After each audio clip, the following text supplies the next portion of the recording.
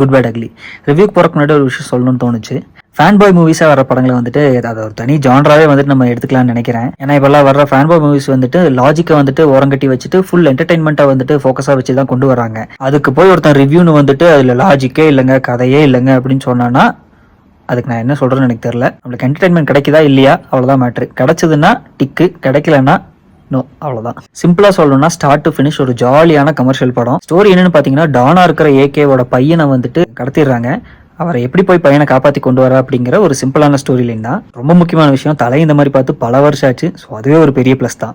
அஜித் ஃபேன்ஸ்னாலும் சரி, நியூட்ரல் ஆடியன்ஸ்னாலும் சரி, படத்தை போய் பார்த்தீங்கன்னா செம்மையான ஒரு ட்ரீட்டுங்க, அது கேரண்டீடு. ஏன்னா ஃப்ரம் த ஸ்டார்ட் வந்துட்டு ஆதிக் அவரோட மெசேஜில் ரொம்ப கிளியராக இருக்காரு. இது ஒன்லி ஃபார் என்டர்டைன்மெண்ட், இல்லை மெசேஜ்லாம் எதிர்பார்க்காதீங்க, ஸ்டோரிலாம் எதிர்பார்க்காதீங்க, வந்து என்ஜாய் பண்ணிட்டு ஜாலியாக போங்க அப்படின்னு சொல்கிறாரு.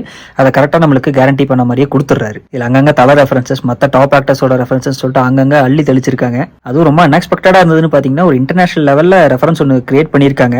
அது வேற லெவலில் இருந்துச்சு. பெருசாக லேக் அடிக்கிற மாதிரிலாம் எந்த சீனும் இல்லைங்க. இதுக்கு மேலே என்ன வேணும்? ஸோ எனக்கு இந்த கருத்தெல்லாம் வேண்டாங்க. படத்துக்கு போகணுமா, ஜாலியாக வந்தோமா அப்படின்னு இருக்கிற பெரும்பாலான ஆடியன்ஸாக நீங்கள் இருந்தீங்கன்னா தாராளமாக இந்த படத்தை நீங்கள் பார்க்கலாம். கண்டிப்பாக என்டர்டெயின் ஆகி வருவீங்க, அது ஷார்.